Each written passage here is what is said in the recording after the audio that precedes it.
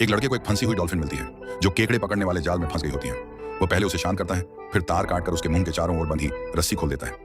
Dolphin जैसे उसे धन्यवाद कह रही हो ऐसी आवाज निकालती है और लड़का जवाब में सीटी बजाता है, लेकिन डॉल्फिन बुरी तरह घायल होती है और लड़का खुद को असहाय महसूस करता है। सौभाग्य से बचाव दल वहां पहुंचता है और उसे अस्पताल ले जाता है। उसकी चोट को लेकर चिंतित लड़का स्कूल खत्म होते ही तुरंत बाहर निकल जाता है। वह साइकिल से सीधे अस्पताल पहुंचता है और पीछे के दरवाजे से चुपके से अंदर घुस जाता है। वहां उसकी टक्कर एक लड़की से होती है। ये समझकर कि वह डॉल्फिन के लिए परेशान है, लड़की उसे चुपके से ऊपर ले जाती है ताकि वह उसे देख सके।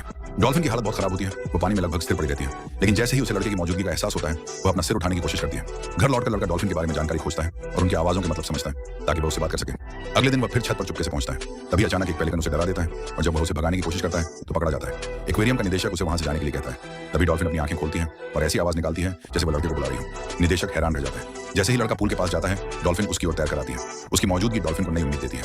लड़की निदेशक से विनती करती है कि वह लड़के को वहीं रहने दे और आखिरकार निदेशक मान जाता है, जिससे लड़का बेहद खुश हो जाता है। लेकिन अगले दिन जब वह वापस आता है तो लड़की को रोते हुए देखता है। पता चलता है कि डॉल्फिन की पूंछ का हिस्सा मर चुका है। उसकी जान बचाने के लिए निदेशक को उसकी पूंछ काटनी पड़ती है। पूंछ खोना लगभग जीवन खोने जैसा होता है। डॉल्फिन खाना खाने से मना कर देती है और जो भी खाती है उसे उल्टी कर देती है। लड़का उसके लिए खास खाना लाता है और उसे खाने का तरीका दिखाता है। आश्चर्यजनक रूप से डॉल्फिन आज्ञाकारी होकर खाना खा लेती है। वह और खाने की मांग भी करने लगती है।